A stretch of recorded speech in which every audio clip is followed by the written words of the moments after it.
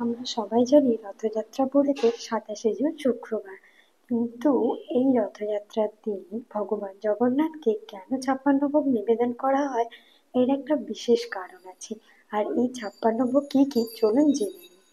জগন্নাথ দেবের রথযাত্রা উৎসবে ৫৬ ভোগ হলো এক বিশেষ ধরনের প্রসাদ, যা ভগবান জগন্নাথ, বলরাম ও দেবী সুভদ্রাকে নিবেদন করা হয়।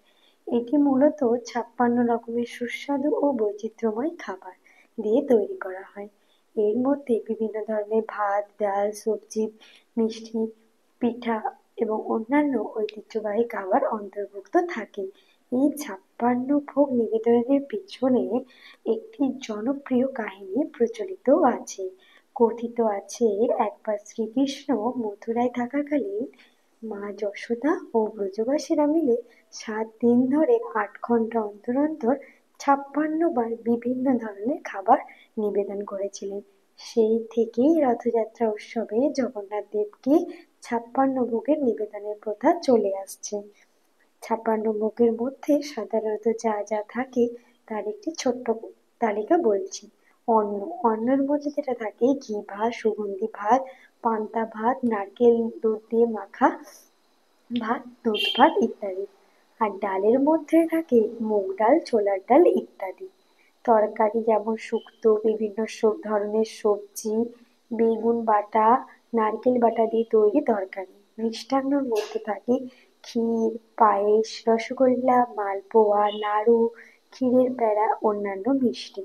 এছাড়াও কিন্তু থাকে খিচুড়ি, সুজি, মহুরা, দই, চাটনি, পুরি, পিঠে এবং অন্যান্য অনেক কিছু থাকে।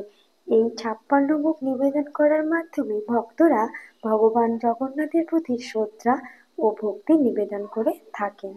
আর ভগবানকে এই বিশেষ দিনে কিন্তু ৫৬ ভোগ সুন্দর করে কিন্তু সাজিয়ে গুছিয়ে ৫৬ জায়গায় করে কিন্তু পরিবেশন করা হয় ভগবান জগন্নাথকে, যাতে ভগবান জগন্নাথ আমাদের সুখ শান্তি বজায় রাখে এবং সকলের মঙ্গল কামনায় যেন বিশেষভাবে আশীর্বাদ করেন।